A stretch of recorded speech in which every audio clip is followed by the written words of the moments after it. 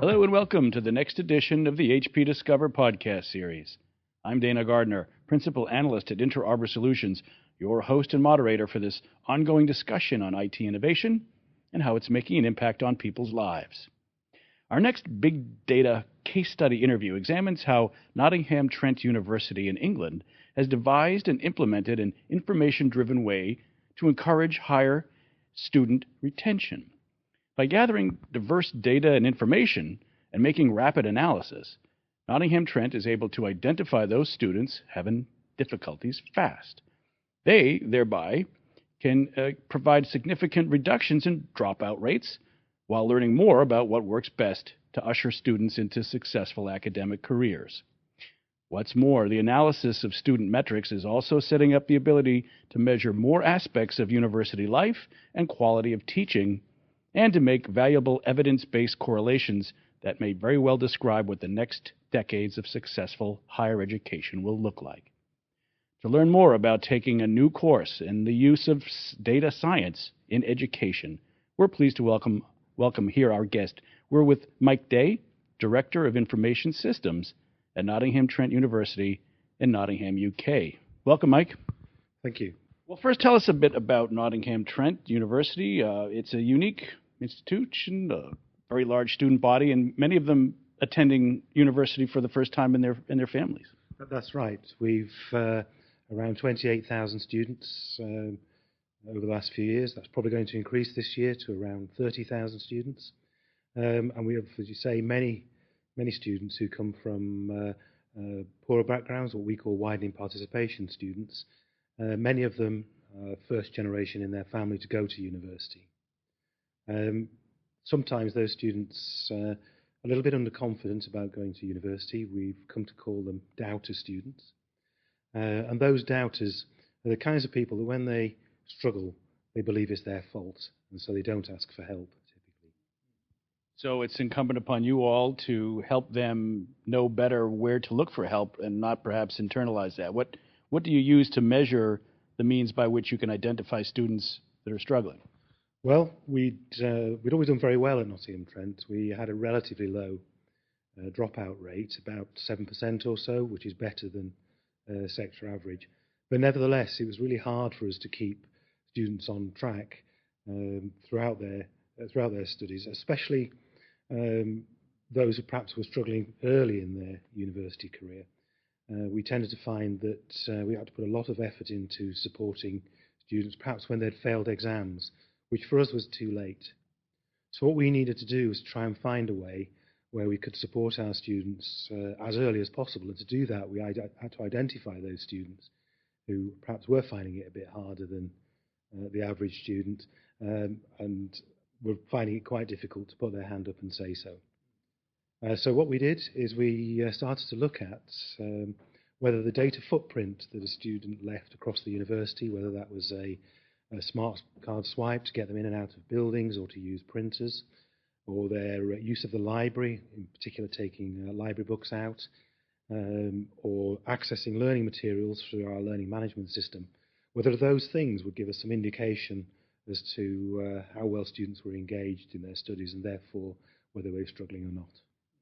So this is not really structured information, not something you would go to a relational database for, part of a structured packaged application, for example, but information that we might think of as breadcrumbs around the organization that you need to gather and harness. What was the challenge for dealing with such a wide diversity of information types? We did have a very wide variety of information types. Some of it was structured, and we put a lot of effort into getting some good quality data out over the years. But some of it was unstructured, and trying to bring those different and disparate data sets together was proving very difficult to do in very traditional business intelligence ways. So we needed really to know in about 600 terabytes of data what really mattered. What were the factors that in combination told us something about how successful students behave, and therefore something about comparing those that were not having such an easy time of it at university. How could we compare that to those who were succeeding? So it sounds as if the challenges were not only in the gathering of information, but in how to then use that effectively in drawing correlations that would point out where students rapidly were struggling. Tell us a little bit about both the technology side and then also the methodologies that you then use to actually create those correlations. Well, you're absolutely right. It was really difficult to find out what mattered and to get the right data out of there. We needed ultimately to get to a position where we could create great relationships between people, particularly between tutors or academic counsellors and individual students. On the technology side, we engaged with a partner. That was a company called DT for Solution Path, who brought with them the HP idle engine. And what that allowed us to do was to submit about 5 years worth of back data into the idle engine to try and create a model of engagement, to pick out, in other words, what factors within that data in combination gave us a high confidence around student engagement. Our partners did that. They worked very closely with us in a very collaborative way, with our academic staff, with our students, importantly, because we had to be really clear and transparent about what we were doing in all of this from an ethical point of view, and with my IT technical team. And that collaboration really helped us to boil down what sorts of things really mattered. So when you look at this ethically, you have to anonymize a great deal of this data in order to adhere to privacy and other compliance issues. Is that the case? Actually, we needed ultimately to be able to identify individual students in all of this. And so there were very real privacy issues in all of this, and we had to check quite carefully our legal position to make sure that we did comply with the UK data protection law. But that's only part of it. What's acceptable to the organisation and to ultimately to individual students is perhaps even more important than the strict legal position in all of this. And so we worked very hard to explain to students what we were trying to do, to explain to staff what we were trying to do, and to get them on board early at the beginning of this project before we'd gone too far down the track, to understand what would be acceptable and what wouldn't.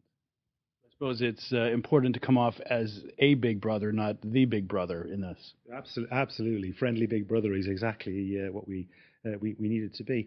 And in fact, we found that how we engage with our student body was really important in all of this. That we, if we tried to explain this in a technical way, then it was very much big brother. But when we started to say, well, actually, what we're trying to do is give you the very best possible support, such that you're most likely to succeed in your time in higher education and reap the rewards of your investment in higher education, then it became a very different story. And particularly when we were able to demonstrate the kind of visualizations of engagement to students, then that shifted completely, and we've had very little, if any, problems with ethical concerns among students. Now, it also seems to me that the stakes here are rather high. Hard to put a number on it, but for a student who might struggle and drop out in their first months at a university, perhaps a diminished potential for them over their lifetime of career and monetization of income and contribution to society and so forth. So for thousands of students that this could impact over the course of a generation, this could be a substantial return on investment, to be a bit crass and commercial about it. Oh, absolutely. I mean, if you take all of this from the student's perspective, clearly students are investing significant amounts of money in their education. In the UK, that's £9,000 a year at the moment, plus the accommodation costs and the cost of actually not getting a job early, and all of those sorts of things that the students put into invest in their early university career. To lose that means that they perhaps come out of the university experience being less positive than it could have been, with much lower earning potential over their lifetime. That also has an impact on UK PLC, in that it isn't perhaps generating as many skilled individuals as as it might. That has implications for tax returns, and also from a university point of view. Clearly, if our students drop out, they aren't paying their fees, and those slots are now empty. And so in terms of university efficiency, there is also a problem. So everybody wins if we can keep students on course. Certainly a worthy goal. Tell us a bit where you are now. I think we have the vision. I think we understand the stakes. We understand some of the technologies you've employed. Where are you on this journey? And then we can talk about so far what some of the results have been. Sure. It was very quick, actually, to get to a point where the technology was giving us the right kinds of answers. So in about a period of 2 to 3 months, we got to the position where the technology was pretty much done. But that was only really part of the story. And what we really needed to do was look at how that impacted our practice in the university. So we started to run a series of pilots against a series of courses. We did that over the course of a year, about 18 months ago. And we really looked at every aspect of academic support for a student and how this might change all of this. So what our system does, if we see that a student is disengaging from their studies, and we can see that now about a month or two before we otherwise would have been able to do that, we can have a very early conversation about what the problem might be. Those early conversations, in more than 90% of the cases that we've seen so far, result in an immediate upturn in student engagement. So we've seen some very real, tangible results, and we saw those very early on. Now, we expected that it would take us a considerable amount of time to demonstrate that the system gave us value at an institutional level. But actually it didn't. It took about 6 months or so into that pilot period that we'd set the year aside for, to get to a position where we were convinced as an institution that we would roll out across the whole university. So we did that at the beginning of this academic year, which was just about a year ago now. And we rolled out about 6 months earlier than we thought we might even start thinking about that. So we've now had another year's worth of thinking about what good practice is. We're starting to see that our academic tutors are starting to share good practice amongst themselves. So there's a good conversation going on there. There's a much, much more positive relationship between those academic tutors and the students, being reported from both the students and the tutors. We see that being very positive. And importantly, there's also a dialogue going on between students themselves. So we're starting to see students competing with each other to be the best engaged in their course, and that's got to be a good thing. And how would they measure that? Is there some sort of a dashboard or visualization that you can provide to the students, as well as perhaps other vested interests in the ecosystem there, so that they can readily know where they are, where they stand? There absolutely is that. The system provides a dashboard which gives a very simple visualization. It's 2 lines on a chart. One of those lines is the average engagement of the cohort on a course-by-course basis, and the other line is the individual student's engagement compared to that average engagement in the course. So in other words, comparing them with the sum of their peers on there. And we worked very hard to make that visualization simple because we wanted that to be consistent. It needed to be something that prompted a conversation between tutors and students, and tutors sharing best practice with other tutors, and as we've indicated already, between students themselves. And so very simple visualization. It strikes me, Mike, that other institutions of higher learning might want to take a page from what you've done. Is there some way of you sharing this or packaging it in some way, maybe even putting your stamp and name and brand on it? Have you been in discussions with other universities or higher education organizations that might want to replicate what you've done? Yes, we have. We're working with our supplier, Solution Path, who've created now a model that is easy to replicate in other universities. It starts with a readiness exercise, because this is not about the technology mostly. It's about how ready you are as an organisation to address things like privacy and other aspects of ethics in all of this. So we have worked very closely with that. We've spoken to a good 24 universities already about how they might adopt something similar, not necessarily exactly the same solution. And we've done some work cross-sector in the UK with a thing called the Joint Information Systems Committee, which looks at technology across all universities, all 150 universities. Well, great.